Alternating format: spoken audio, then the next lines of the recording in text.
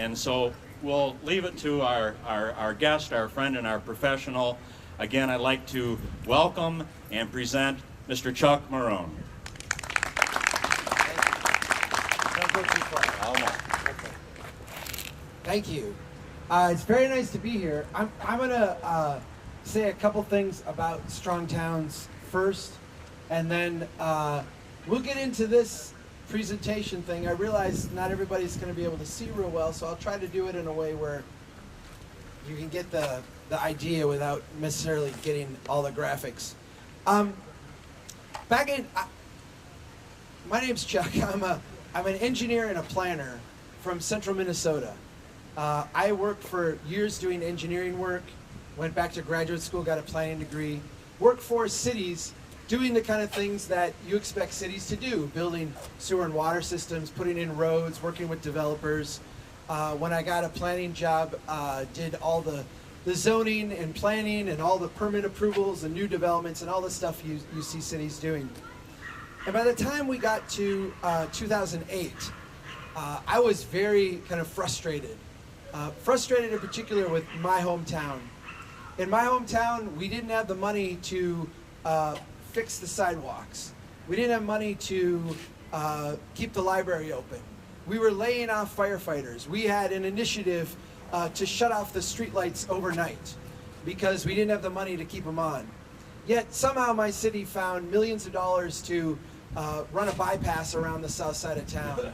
And another project that we're going to look at here tonight that was millions of dollars. And I started to ask the question, why are we broke?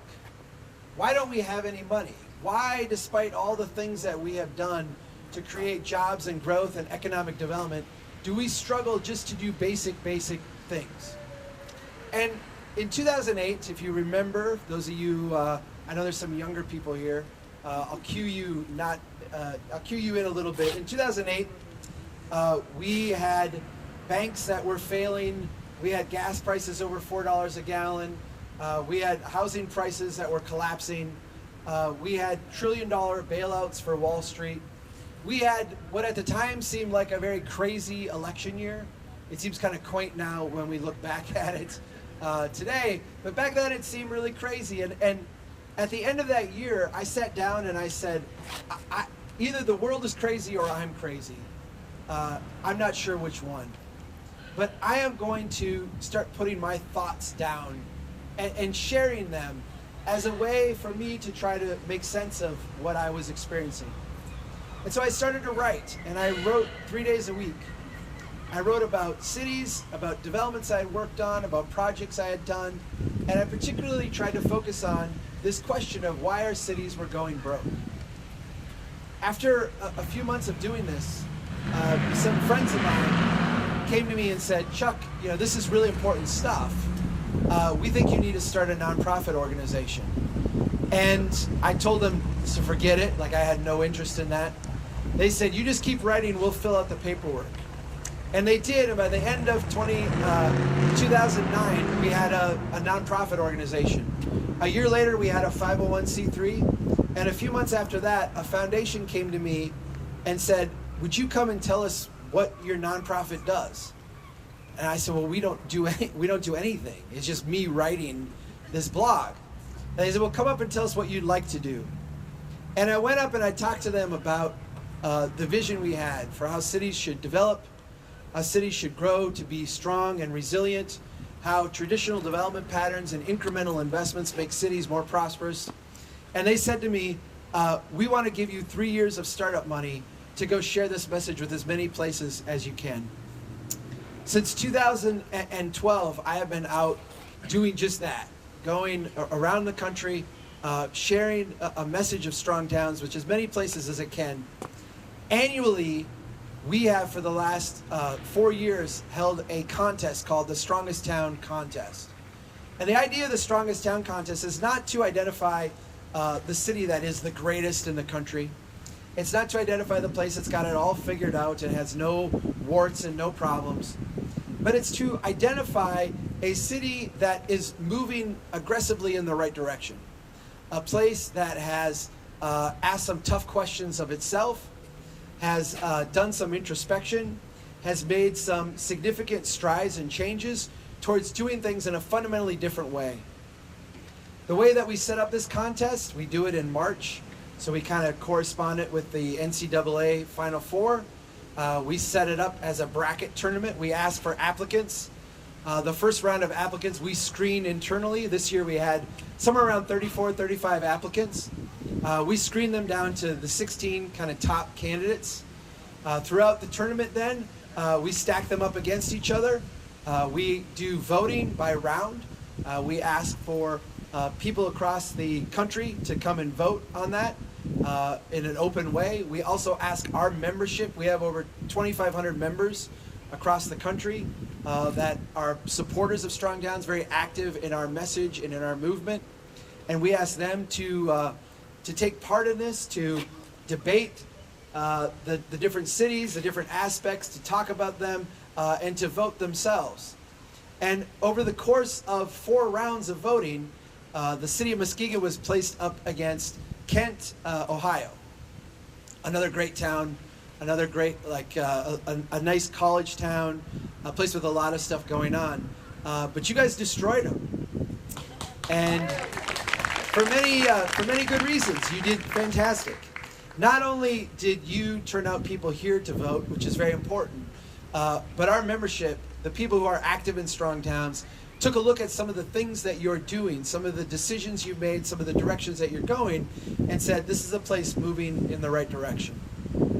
Not only does this mean that we want to come here and just say, on behalf of the 2,500 members of the Strong Towns organization, the millions of readers we have on an annual basis, the thousands, the tens of thousands of people who cast votes in this, congratulations to you, but also to turn this around and say, we would like to continue to highlight the good work that you're doing to make a place better as an example for others to follow. We spent the day today walking around the city and experiencing not only this great park, the way that you've laid it out, the way that you maintain it, the way you've programmed it and do some fantastic things here.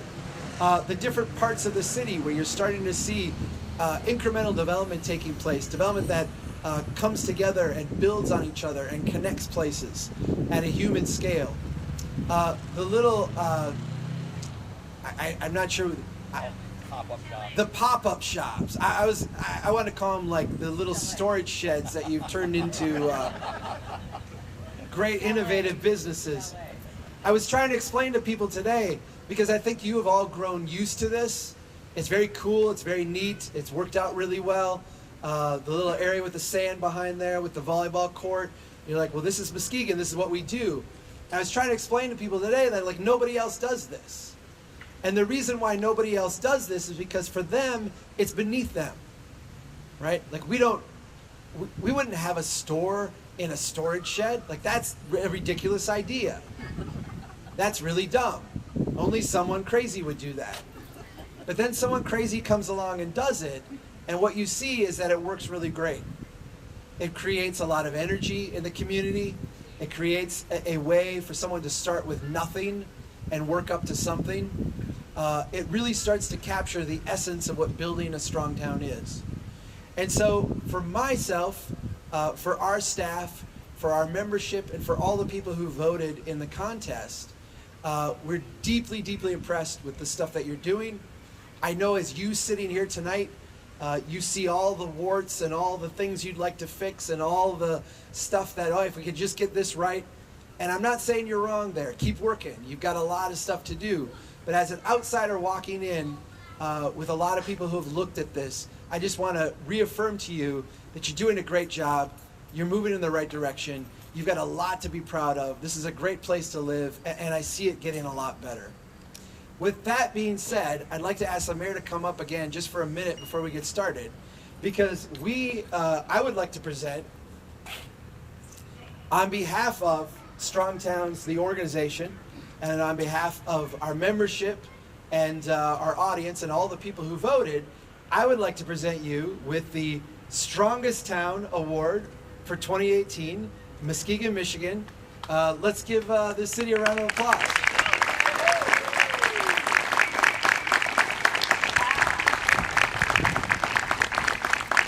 Congratulations. Thank you. Okay. Yeah, you bet. That's wonderful. Thank you. So thank you very much, and thanks for coming out tonight. I usually oh, my projector went out. Can you like?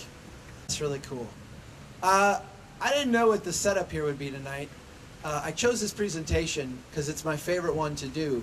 And after walking around today, I kind of felt like this is the conversation I wanted to have tonight. I'm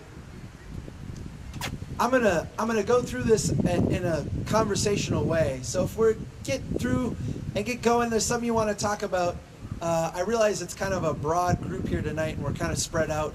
But you know, let's not make this too informal, or I mean too formal. Let's keep it a little bit conversational.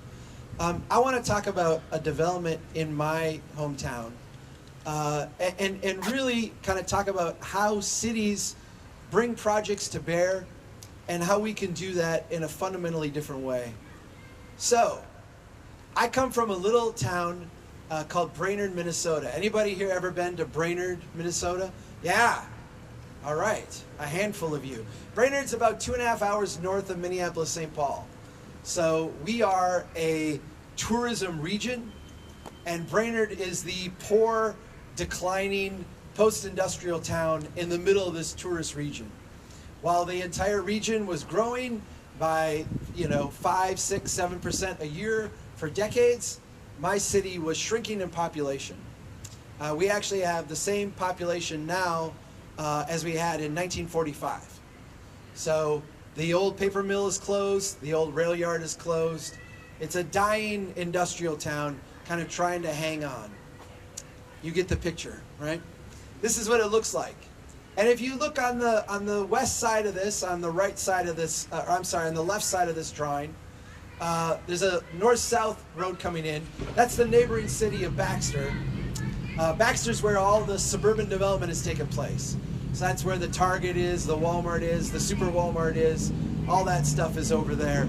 The city of Brainerd is the stuff on the right, to the east, the old railroad town. And I live right in the heart of that. I'm very, very involved in my city. I'm very involved in the stuff that's going on. I'm now on the planning commission, although that took years to happen. I'm now on the city's planning commission. But I'm one of these people who reads the codes, reads the ordinances, looks at the agenda, knows what's going on. I'm an engineer and a planner. This is kind of the thing that I do, right? I'm that geeky guy who watches the cable TV where they broadcast the council meeting. That's me. I watch those. So you get a sense of who I am. One day I woke up and on the front page of my newspaper was a story that down at the legislature, there was a bill that was introduced to fund a project to run sewer and water 1.5 miles out of town to our airport. That's where our airport is, if you can see that in relation to the city. I had never heard of this project. Like I said, I'm very, very involved, but this is a $7.1 million project that they were asking for the money down at the legislature. I had never heard of this. For some context, our entire city budget in a year is $9 million. So this is not like an afterthought of a project, right? This is a huge, monstrous project. I said, where in the world did this come from? Why is this down at the legislature? Why are people down there talking about it? The news story was written by the stringer for the local paper. So there's someone who writes for many, many, many papers, doesn't really have local context. What they do is they just write what happens at the legislature, and then the next day there's a follow-up by the local reporters. And so the next day, our local reporters called our legislative delegation and said, what the heck is going on? They asked John Ward, who's our representative in the House, what's going on? And John said, I listen to my constituents. I was told this is the project you want. If this isn't the project you want, let me know. I'm happy to adjust. What? Okay? So they went to the Senate and asked our Senator, Kerry Rude, what's going on? And Kerry said, we got to get this started. We've got a process here. This has got to get put in a bill. If we don't get it in the bill now, we're going to miss the deadline and we can't do it. We can always take it out, but let's get the process started and then let's talk about it and see if this is what we want to do. Not a very good answer. Like, where did this come from? After a couple days of kind of badgering, the city finally did a press release. And the press release said, we were the one who asked for this money. And we asked for this money because the fire marshal told us that if we didn't do this, we were going to be in trouble. See, out at the airport, we had installed a new restaurant, a conference room, and a jet bridge. For those of you that don't know, you used to land at the Brainerd Airport, 2 flights a day, 1 in, 1 out. You used to land there, and then you would walk down kind of in, you know, those Hawaiian movies where you walk down and they put the thing on you. You would do that in a very glamorous way at the Brainerd Airport, only often it was 20 or 30 below. So you kind of separated the hardy people from the not hardy, right? I liked this experience, but apparently a lot of people didn't. So we put a jet bridge in, so now you walk off the airplane and walk in climate-controlled comfort through the you know, tiny terminal, and then you walk out in 30 below. So because we did this for our 2 flights a day, the state fire marshal said, you have to improve your firefighting capacity out at the airport. I have the burden of being an engineer, so I know what this means. This means go put in a tank with some water out by the airport. So if there's a fire, you can pull the water out of the tank. A couple $100,000 project. The city said this is a great opportunity for us to ask for money for the legislature for something we'd like to do, thus $7.1 million. You all know what happened next, right? Yeah, we do. There's a bill down at the legislature, and I start going to the, you know, talking to people around town about this project. And what's the coffee shop buzz, right? Come on, Chuck. You know, this is going to be great for jobs. We have the highest unemployment in the state. We're going to get a big project. That's going to put people to work. Isn't that going to be great?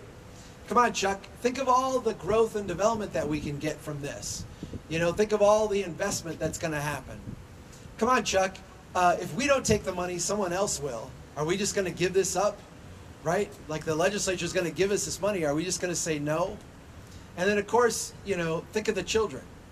The fire marshal said we have to do this. Are you really going to be the one to stand up and say, no, we don't? So what does the legislature do?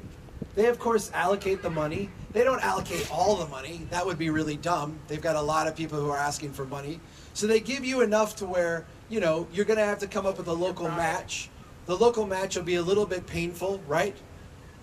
As the city's trying to decide, should we do this painful local match or not? What are we going to cut? What are we going to sacrifice? Where are we going to get this money? Who lines up?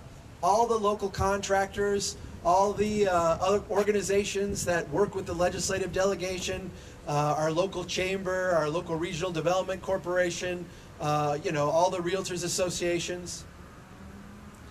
And the city ultimately winds up accepting the money and saying we'll go ahead with the project. We end up with a funded project. This is the project development process. As I worked on it for a couple decades as an engineer and a planner, this is how we put projects together. What's the one obvious thing that's missing from this project development process?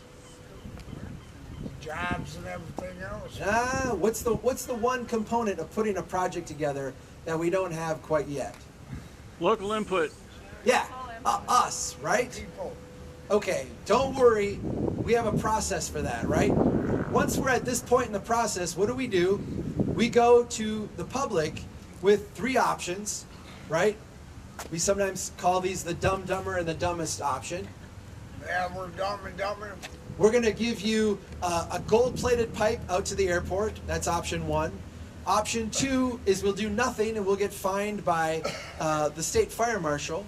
And then option 3 is this nice kind of compromise between those two, which, oh, by the way, is funded 80% by the legislature. Which one would you like to do? Not one of them. Yeah. And we wonder why people get angry, right? We wonder why people get upset. What I want to talk to you about, and I think really the little shops that you've created are kind of a good way to think about this and frame this. I want to talk to you about turning this process on its head.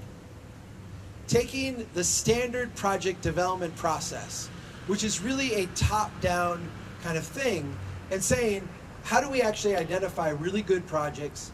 How do we bring things forward? How do we think about what makes a really good project? At Strongtowns, we've got a saying.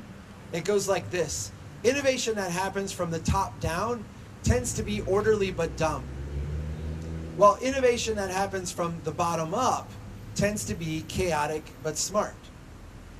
If you think about that, we all have a very strong preference for smart over dumb, right? We all would prefer that we do things, especially at the local government level, that are smart, not things that are dumb. But if you step back and acknowledge, we have an overwhelmingly strong preference for order over chaos. We will accept a whole lot of dumb in order to experience order in our lives. And if you doubt me, think of the last time you sat at a traffic signal at 1 in the morning, right? You will sit there a long time like a dummy because you accept the order of doing that, right? I want to show you what this looks like from a city standpoint. If you can see the image on the screen, this is a shot taken of Memphis, Tennessee. Memphis, Tennessee is a really great place. I've been fortunate enough to work with them in a number of ways. But Memphis, Tennessee struggles a lot. When you see the kind of desperation statistics, out-of-wedlock births, homicide rate, poverty rate, what you see is Detroit and Memphis kind of vying for the #1 spot often. They go back and forth, 1-2, 2-1. Memphis is a wonderful place full of great people and a lot of great stuff going on. But Memphis struggles a lot, right? One of the things that Memphis decided in the 80s that they needed was an NBA basketball team playing in a pyramid-shaped stadium down on the Mississippi River. So Memphis went and built a pyramid-shaped stadium and then went looking for a basketball team. They were ultimately able to get one, right? They got the Vancouver Grizzlies to move to Memphis. The problem is when the Grizzlies came to town, they didn't like this stadium. And so the city wound up building them a new stadium a few blocks away. This one sat empty for a decade and a half. Also in Memphis, Tennessee, is this little, come on. Uh-oh. What about Muskegon, Michigan, though? Yeah. Also in Memphis, Tennessee is this little block called Broad Avenue. Broad Avenue is a former streetcar stop. If we look at this street, after the streetcar was ripped out in the 50s, a highway was run through the middle of the neighborhood. The whole place just died. Without the foot traffic, without people coming there, the whole thing just kind of fell apart. Some residents, fed up with the decline, fed up with the neglect, went out, took matters into their own hands. They swept up the sidewalks. They worked with the property owners to get the stores cleaned out. They put in their own bike lanes. They put in their own crosswalks. For one weekend, they went out and they invited businesses to move in and open up, just temporarily to show people what could happen if they did this. It wasn't amazing. It wasn't the most beautiful street you've ever seen, but it's a heck of a lot better than what they had before they started. I want to show you the difference between these projects. That pyramid now is a Bass Pro Shop.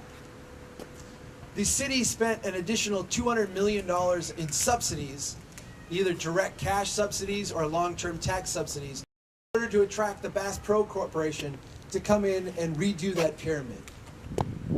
It's now a Bass Pro Shop. 2 years in, the revenue from it is less than half of what was projected before they did the rehab. Again, orderly but dumb. That chaotic but smart little block, the city's gone out and experienced 18 new businesses, 32 new jobs, $12 million of property value appreciation. Total public investment, zero. Okay, That's Memphis, chaotic Tennessee, but we're smart, Muskegon, though. right? When we look at cities and the way they were built, there's a fundamental split between the way cities were built pre-Depression and post-World War II. And oftentimes we think about this in terms of the automobile, right? We started to build cities around the automobile. They became very different places. But the reality is we can go around the world and we can see other places that went through the same transformation that didn't change nearly as much as our places did. In North America, we began to build in a very different way. And that way was defined by really two characteristics that we at Strong Towns are putting forth. The first one is that we built things after World War II all at once. And we built them to a finished state. If we look at traditional development, what we see is that cities were always built incrementally on a continuum of improvement. Incrementally meaning they would start very, very small. This is my hometown in the late 1800s. My town was founded in 1870. Where were you born? This is where, this is what it looked like in 1870. If you look at these little pop-up shops, what you see is that thousands of cities around the country, including this one, began as just a little collection of these little shacks. Some of them didn't work, and when they didn't work, what happened? It's not like banks went bankrupt. It's not like, people lost tons of money. Unemployment didn't skyrocket. We just salvaged, these little buildings and moved on to the next place. But when it worked, when these little tiny bets started to become something more, what you would see is that they would start to grow incrementally. These cities would grow incrementally up, incrementally out, and the development would become incrementally more intense. So we look at a series of these pop-up shacks. After another 30 years, you would get a street that looked like this. 2- and 3-story wood structures, something more substantive. And after another generation of growth, by the time you get to the 1940s, you've got buildings made of brick, marble, and concrete. The way we built cities historically was incrementally over time, starting very small and working up, neighborhood after neighborhood, place after place. There's a fundamental strength to this development approach. When I've got here two identical blocks in my hometown. The one on the left, if you can see, I've labeled old and blighted. The one on the right, I've labeled shiny and new. If you look at these two blocks, they're the exact same size, the exact same area. They have the same amount of public infrastructure investment, so the same cost to the public to take care of these. If we look at them in comparison to each other, that old and blighted block looks like this. It looks like that pop-up block. In the 1920s, as my city was growing incrementally, the next increment of out were these 3 blocks. And so what you see here is the cheapest style of development that you were going to be able to build in the 1920s on the far edge of town. And had things progressed here like they had for thousands of years, you would have gotten 2nd and 3rd stories. The buildings would become more intense, more ornate. But of course, that's not what happened. After this was built, we had the Depression, then we had World War II, then we had a completely new pattern of development that just skipped right over this and started building on the edge. These places have stagnated for over 90 years. When we look 2 blocks over, it used to look just like this. But the city labeled it blight, got it torn down, and now we have a new taco drive-through place. Okay, have you been 2 blocks this No, way? I have not. We got the new taco drive-through. Meets all the zoning codes, meets all the regulations. You can get good financing out of Wall Street for this. Meets, all got rid of blight. Everybody was super thrilled about this, right? We got rid of a nasty blighted block and we replaced it with something shiny and new that meets all of our requirements. Here's the problem. That old and blighted block has a total value of $1.1 million. That shiny and new block, the same size area, the same amount of public infrastructure, just a different approach to building, is only worth $600,000. The city's actually getting 79% more tax revenue out of that old rundown junky block than they are the stuff that they're building brand new. Have you been down there, man? And understand what you're looking at.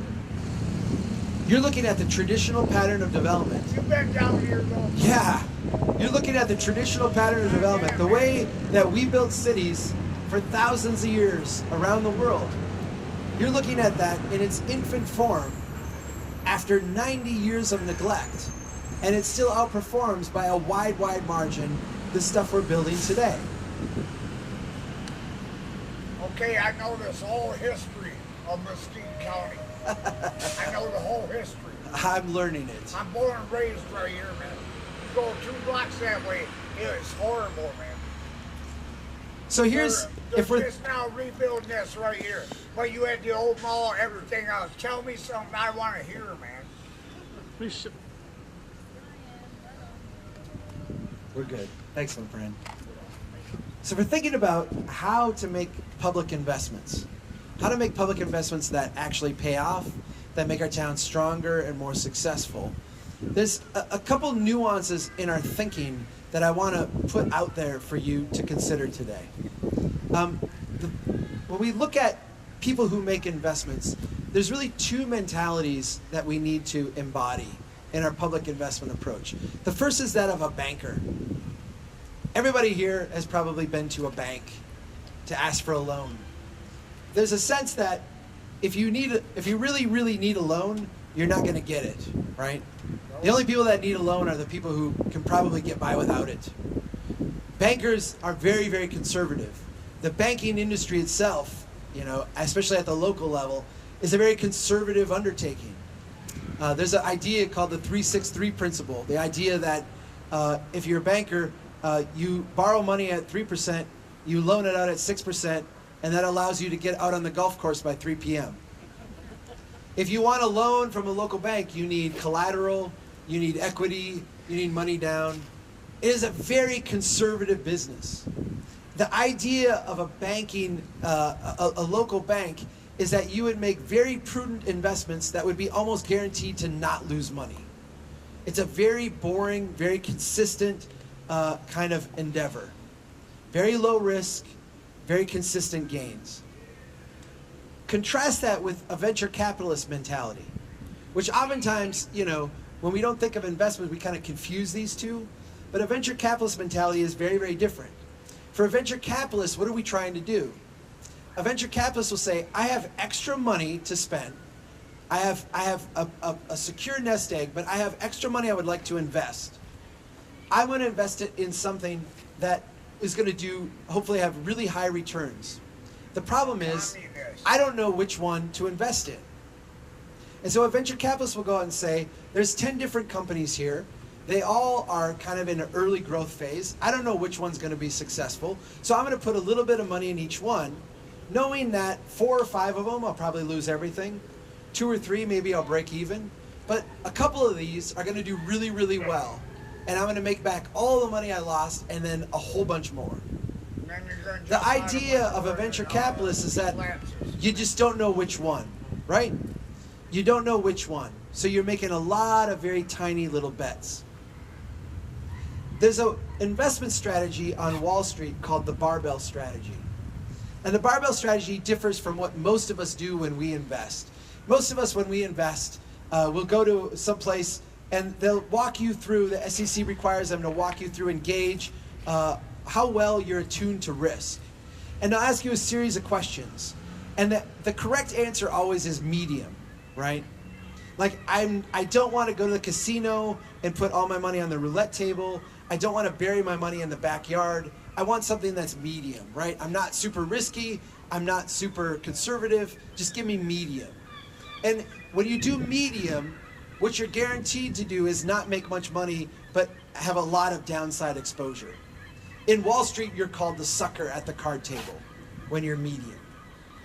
A really sophisticated investment portfolio says we're going to put a lot of our money into things that are guaranteed to not lose.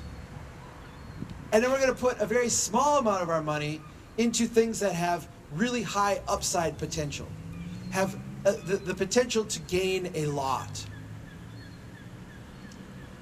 This is called the barbell strategy.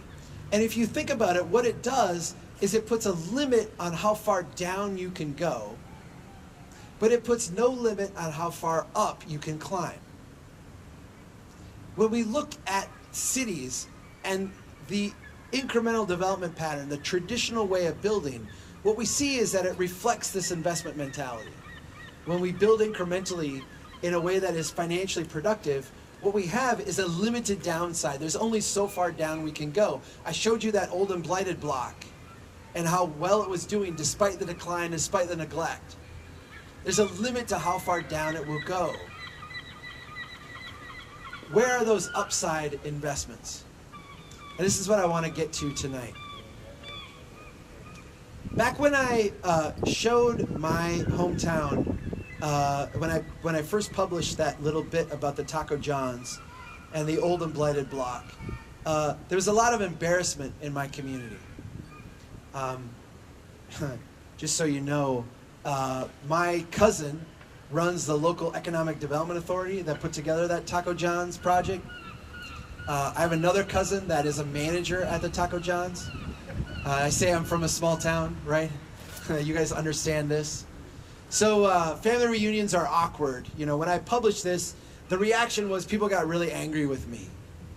And one of the bits of feedback that I got was, okay, Chuck, you're so smart.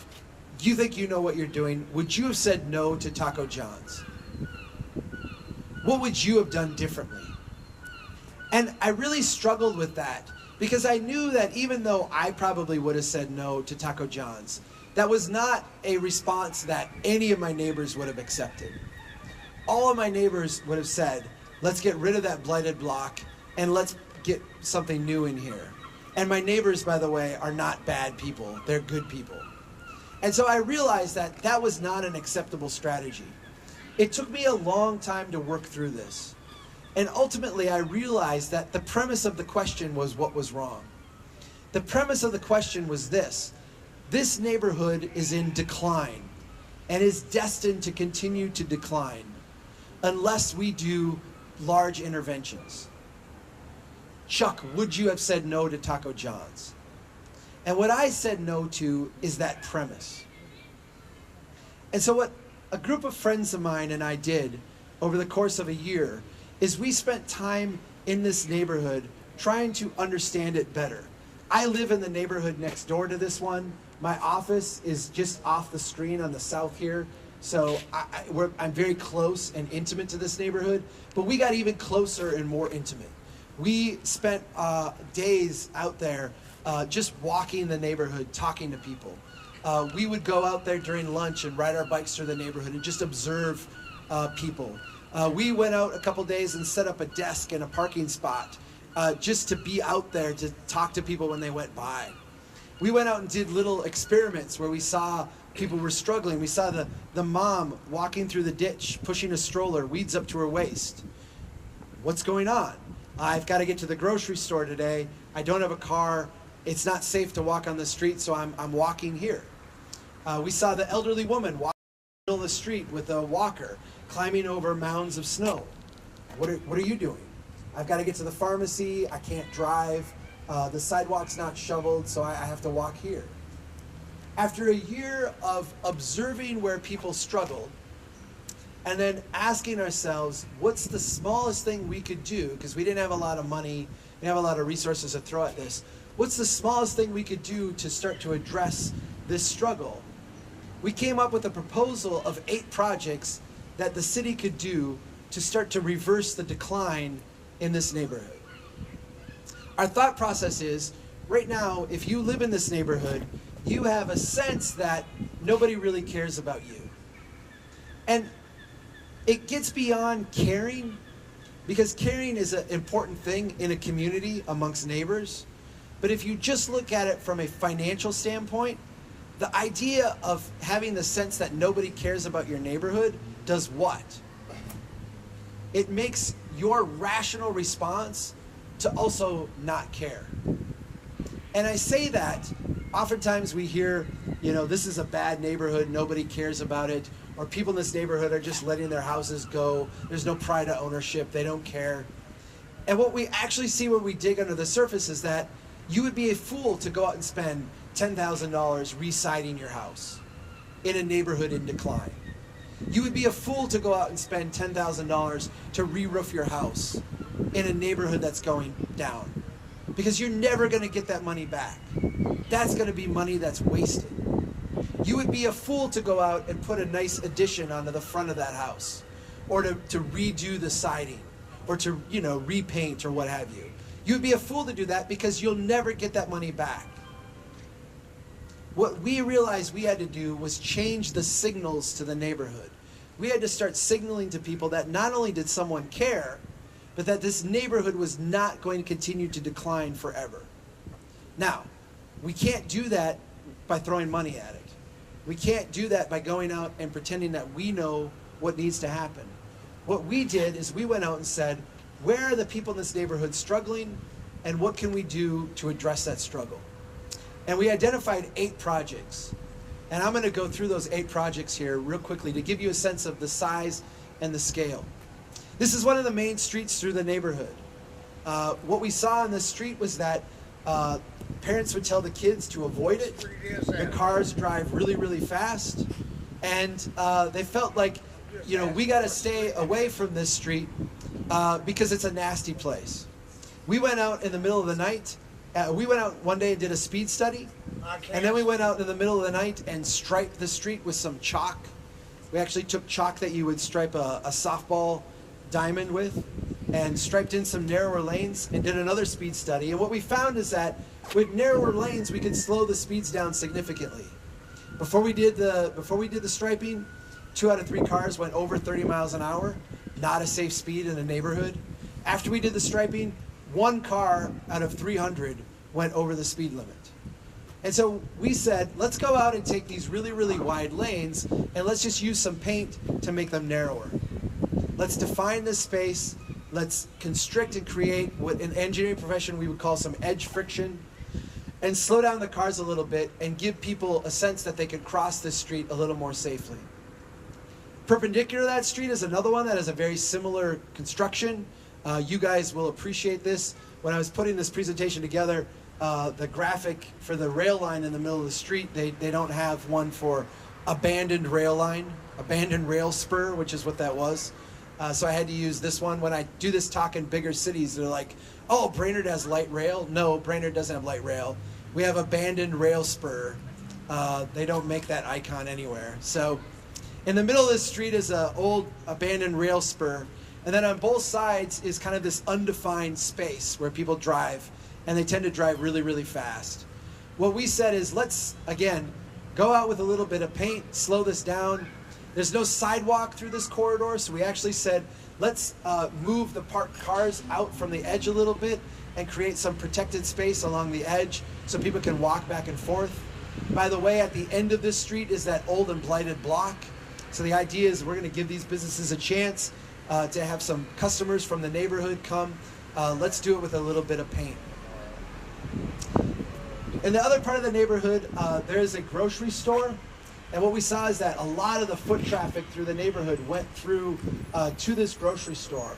It had to cross a couple of streets where the cross traffic was really, really fast. We said, how do we deal with this? And one of the ways we did in this section was we took the cross hatching that had been done in front of the grocery store that signaled to drivers that there's going to be people crossing here. And we just said, let's move that over to this intersection. What we want to do is we want to signal to... Going 2 blocks that way, bro. I got you. No, for real. Yeah, I've been there. 2 blocks that way.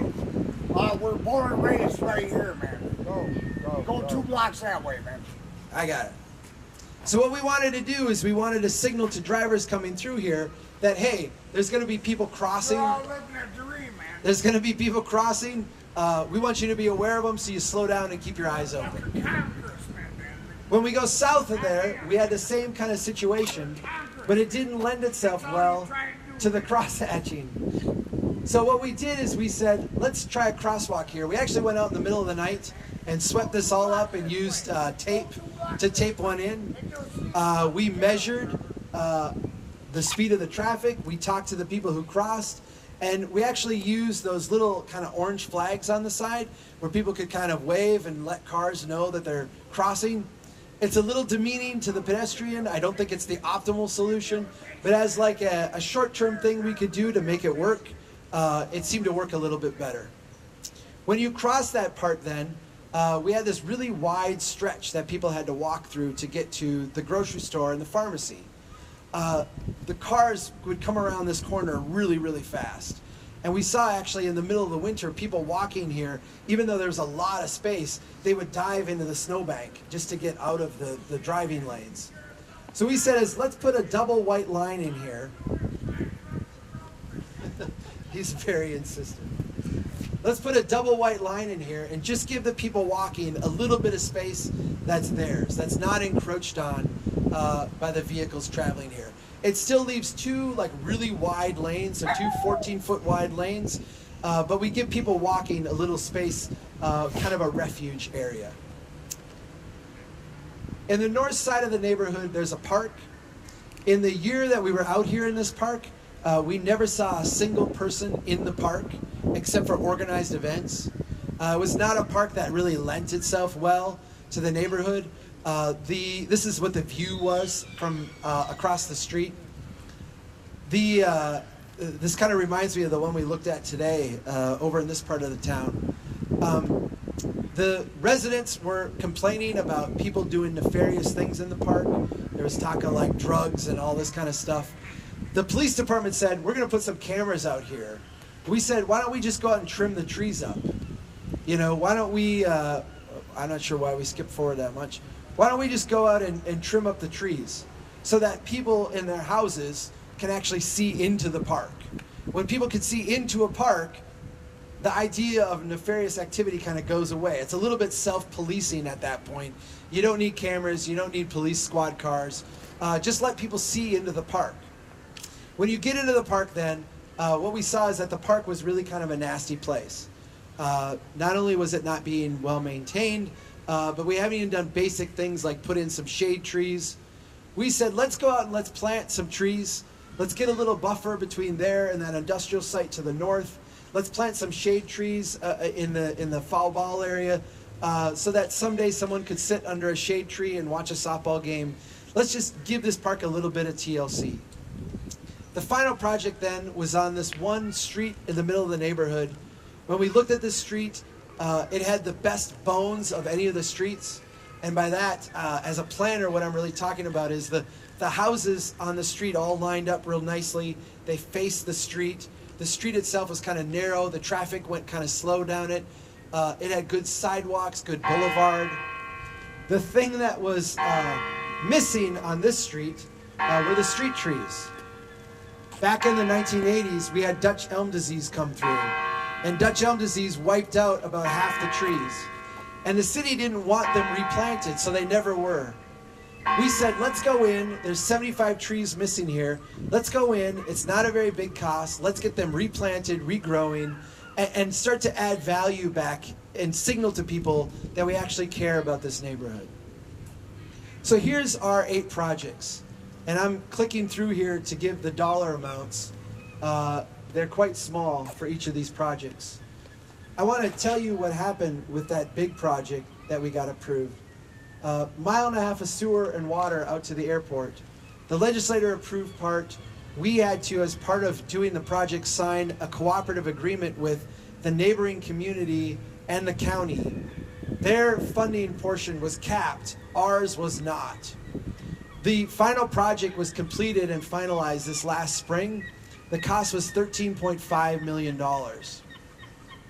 That difference was all made up by myself and my fellow neighbors who are going to be paying for that project for a long time. The total cost of our 8 projects in this neighborhood, $16,700. What happens if we go out and spend $16,700 in a neighborhood trying to reverse decline and nothing good happens? What happens if we go out and we spend $16,700 trying to address places where people struggle, make life a little bit better for people there, and at the end of the day, there is absolutely nobody who says, wow, this neighborhood's getting a little bit better, I think I'd like to move here.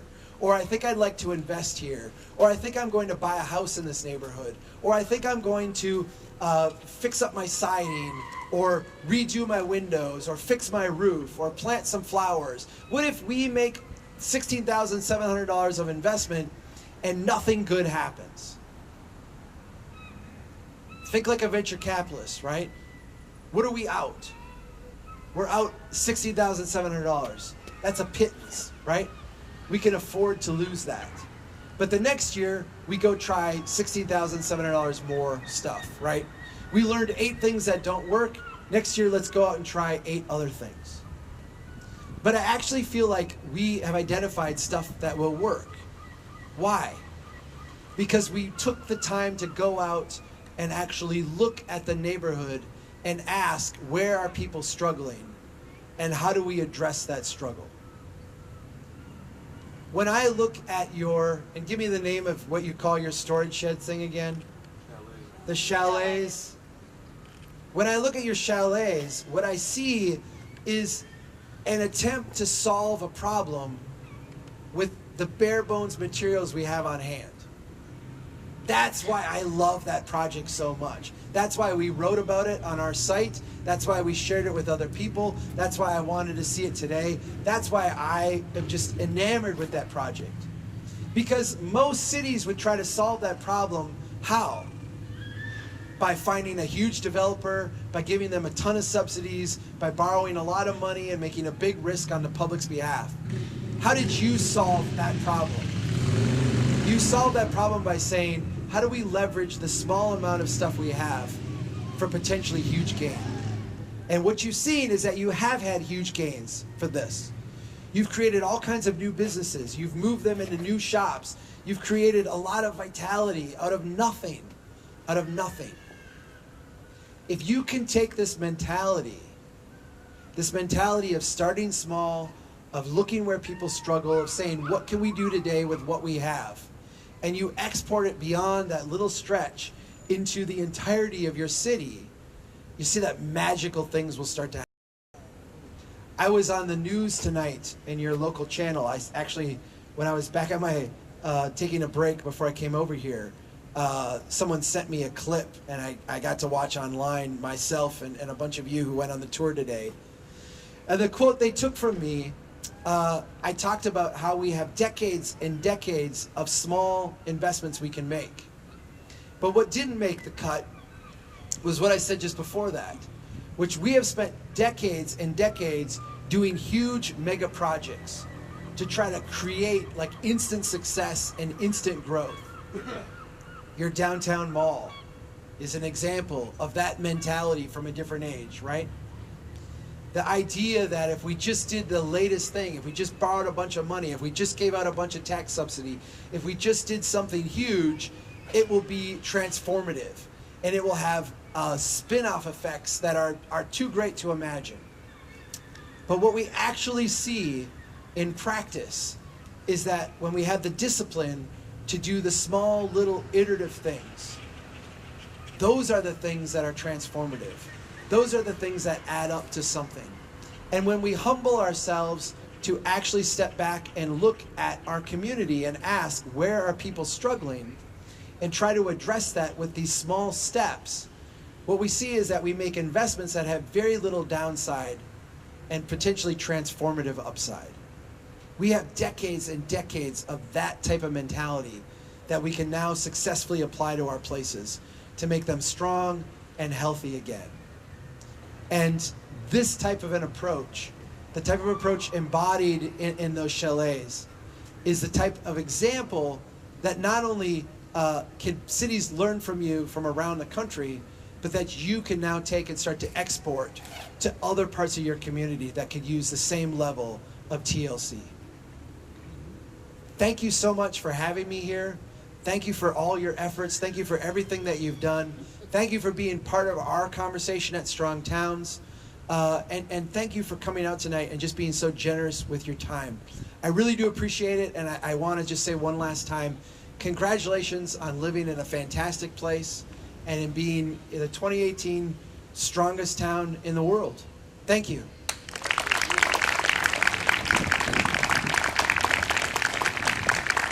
Closing thoughts here, Mr. Mayor? Well, they don't want to hear me. Yeah, they do.